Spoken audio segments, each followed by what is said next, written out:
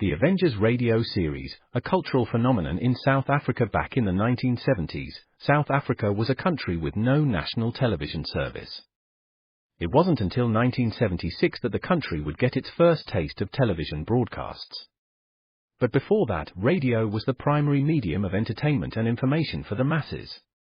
This was the context when The Avengers, a British spy FI series, made its debut on South African radio and became a cultural phenomenon. The Avengers was a British television series that originally aired from 1961 to 1969. The show revolved around the adventures of John Steed, a suave and sophisticated secret agent, and his various female associates. The series was a unique blend of traditional spy thriller elements with science fiction and fantasy, which set it apart from other shows of its time. While the series was hugely popular in the UK and had also made a significant impact in the American markets, being one of the rare British series given a network transmission slot, it was virtually unknown in South Africa. This was primarily due to the lack of a national television service in the country until 1976. However, as a film series, The Avengers was able to gain some exposure in South Africa through film rentals. But it was the launch of the radio series that truly brought The Avengers to the masses in South Africa. Come and listen at www.myclassicradio.net. And now, from coast to coast, approximately, Bob Elliott and Ray Goulding are very pleased and delighted to present the CBS Radio Network.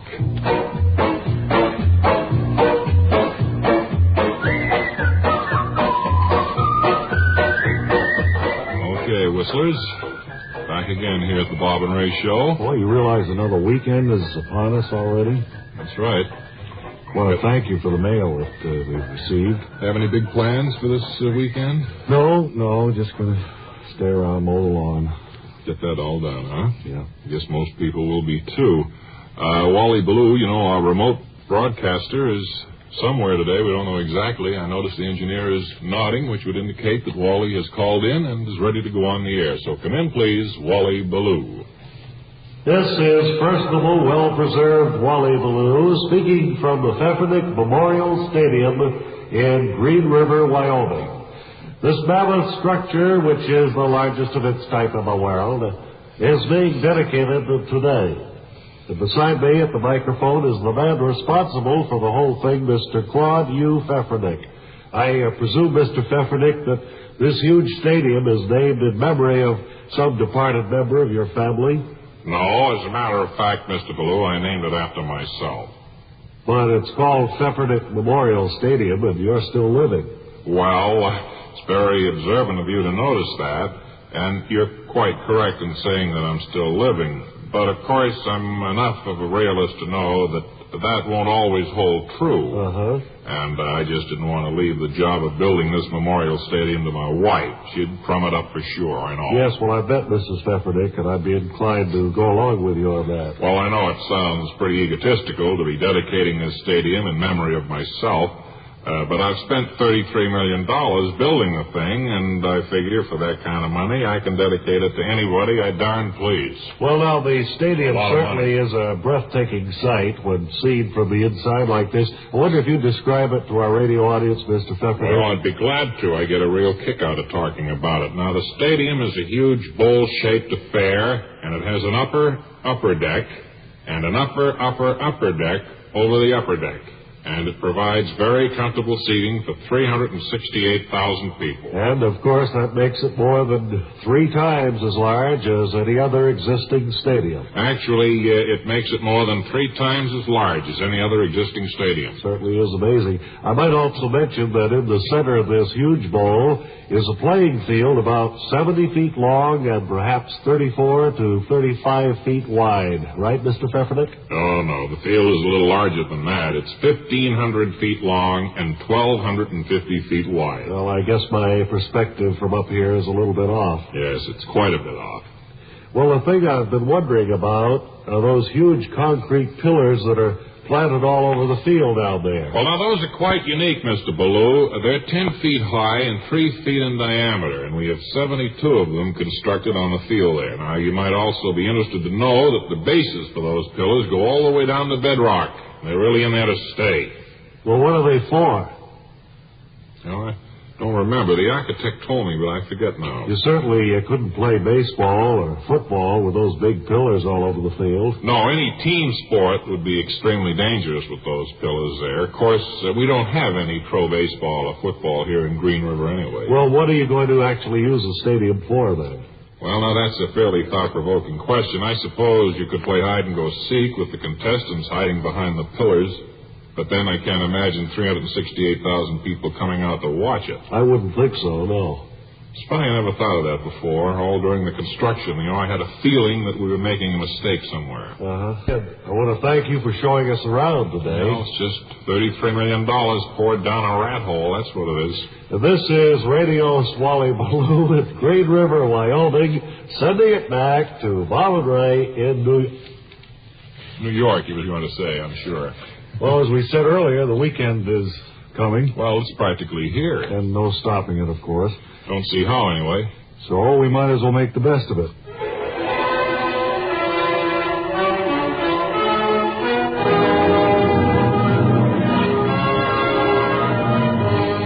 Welcome now to Whirling Birds and High Adventure as we follow Chick and NG, who are trying to build up Whirling Birds Incorporated, a growing concern.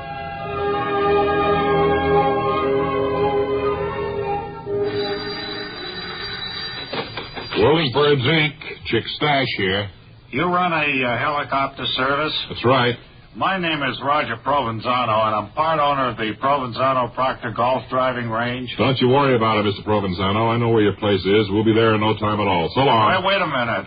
Don't you want to know what the job is? Well, that's up to you, Mr. Provenzano. All we want is high adventure. You can certainly understand that, can't you? Sure. Now, my golf ball retriever is stuck out on the range. I think he's got the grip. And he's taking a battering out there because he can't move quickly enough. Say no more, Mr. Provenzano. Huh? NG and I will haul him up. Good. And if you do a job, I'll let you swat a bucket of free golf balls.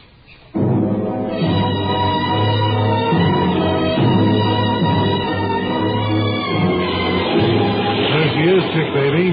Provenzano Proctor Driving Range. I'll swing the chopper around. Chick, look out. There's the road report's helicopter. Swing our baby around, quick. Too late, NG. We shut off his rotor vanes. He's had it. Well, there'll be a traffic jam on the turnpike tonight. Won't there, Chick, baby? I guess so. NG, we're over the Provenzano Proctor Golf Driving Range now. Yes, and there's our man, lying between the 175 and 200-yard signs. Seems to be in bad shape. You think you'll be able to get into the Nyquist seat when you lower it? Well, I'll use the Porta-Talk amplifier and explain it to Right, you. NG. I'll swing this baby right over. That's got it. Okay, go ahead, NG, baby. Get to work with the Porta-Talk. You, lying down there. We're going to lower a Nyquist seat.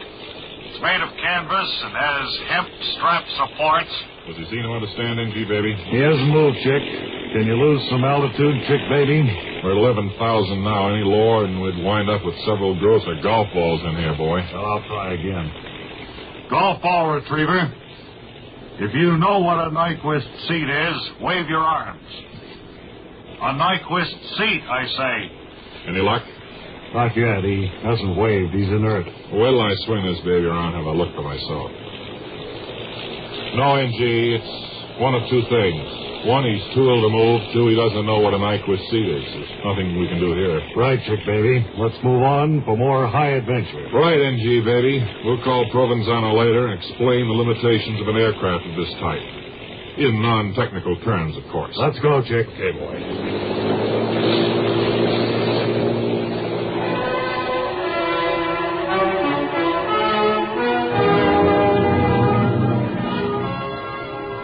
Those two birds are exciting, huh?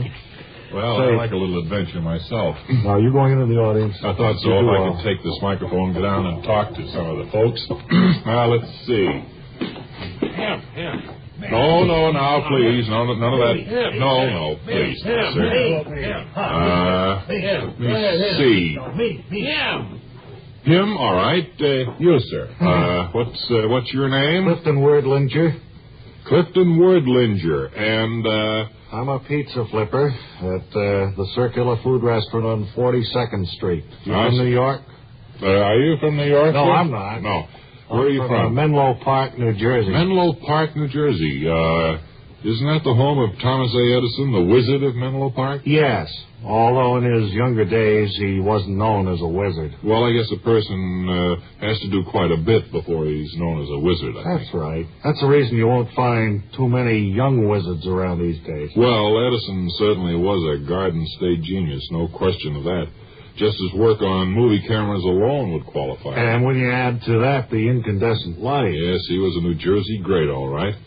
Now, how did you become a pizza flipper, Mr. Wordlinger? Well, my Uncle Joseph Hanover was a famous pizza flipper, and he taught me how to flip them. Joseph Hanover. I believe as a child I used to sneak into the Rococo restaurant, wasn't it? That's right, the Rococo. That's where he worked. I used to sneak in just to watch your uncle work in the center of the restaurant, flipping them as high as 40 feet sometimes. Yeah. Whatever happened to your uncle, Mr. Wordlinger? Well, his eyesight got bad. A lot of the stuff he was throwing into the air began to settle on the patrons. Yeah. He wasn't much good after that. Well, I'm certainly glad I caught your uncle Joseph Hanover while he was in his prime. I didn't have that kind of luck. I was there on his last night, a proud, defiant man, but... Yeah, well, you don't have to talk about it if you don't want to. All right. No good to keep these things bottled up. No, actually, it's the first time in years I've talked about him, and I feel a bit better for doing it. I'll tell you what I remember about him. He had those classic Grecian features, as I remember, Yes. and gnarled hands. Uh-huh. And this ageless kind of dignity that he had. Well, I think we'd all have to say that the man was touched by greatness. Well, I don't know if you know this, but in those days, your uncle was often compared to Ben Turpin. I didn't know that, no. Well, your uncle was a modest man, and he probably didn't want to tell you. Another measure of his greatness. Yes. He had the deep, rich quality of burnished brass.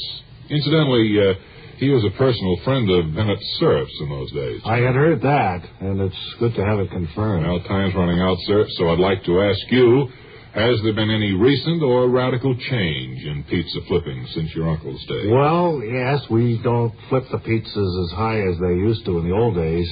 Too many pizza snatchers around. And a pizza snatcher is a person who grabs the descending pizza before it lands and runs off with it without paying. Yeah, even when we throw them up as little as 2 feet, we have to elbow our way in there to grab them. Well, that's a very unusual situation, and you've been a very unusual guest, Clifton Wordlinger, nephew of Joseph Hanover, former pizza great. Thank you. Here's your mail, Bob and Ray. Thank you very much. Let's see, is there anything important there at all? I don't know, we could rifle through it here. Maybe there's some questions that need answering. All right. At the end of this second week.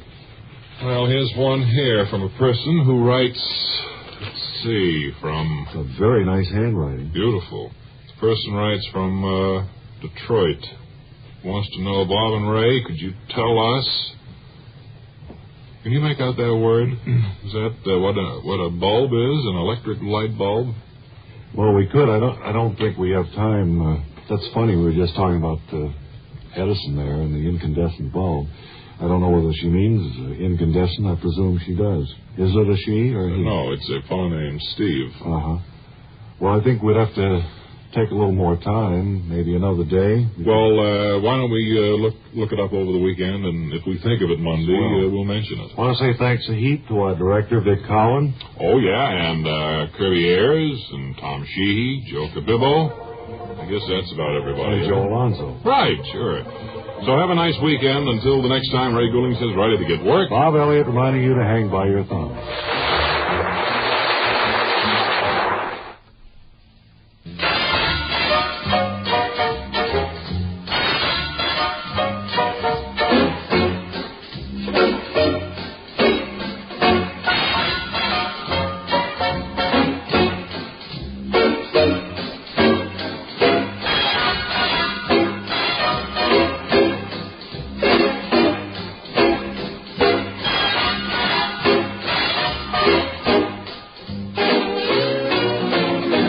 Ray Show has come to you through the worldwide facilities of the United States Armed Forces Radio and Television Service.